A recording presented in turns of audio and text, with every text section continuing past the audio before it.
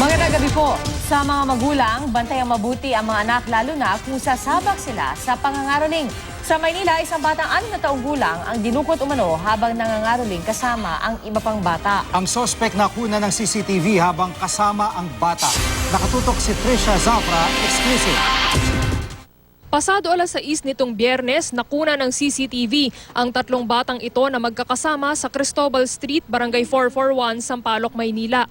Kwento ni Lian, hindi niya tunay na pangalan, nangangaroling sila noon nang lapitan sila ng hindi nagpakilalang babae. Tinanong po kami ng babae. Anong sinabi sa inyo? Bata, anong ginagawa niyo? Nangangaroling po.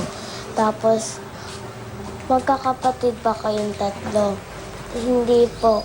Magkakapit bahay lang po kami. Tapos, kayo sama ko kayo doon sa may malaking bahay. Sumama ang mga bata.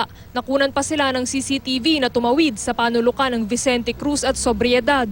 Pagkatapos nito, inutusan daw sila ng babae na bumili ng ice cream sa convenience store.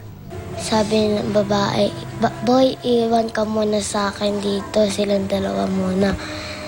Tapos yun po, pagbalik na lang po namin, tunaw na po yung ice cream. Tapos yung pagbalik na po namin, wala na po si John Ren. Sa isang iglap, nawala ang kalaro nilang si John Ren Manzano, 6 na taong gulang. Sabi ng mga bata doon, bata, may nahanap ba kayong bata na may kasamang matanda? Oo, bakit bata? Sinakay siya sa jeep. Nagdurusa ngayon ang pamilya ni John Ren na hindi na raw alam saan pahahanapin ang bata, lalo't may hika raw ito at mahina ang katawan. Palaisipan sa kanila bakit ito kinuha. Kaya panawagan ng ina sa kumuha sa kanyang anak. Mahal na mahal namin yan. Nakikiusap ako sa iyo. Lahat ginagawa ng mga kamag-anak ko para makita ang anak ko. Kung may puso ko, ibalik mo yung anak ko. Isang litrato ng babae ang kumakalat sa Facebook na di umano'y nahuli dahil sa pangunguha ng bata sa Sampaloc, Maynila. Isang kamag-anak ng biktima ang nagpakita nito kay Lian. Sabi ni Lian, ito raw ang babae na kumuha sa biktima.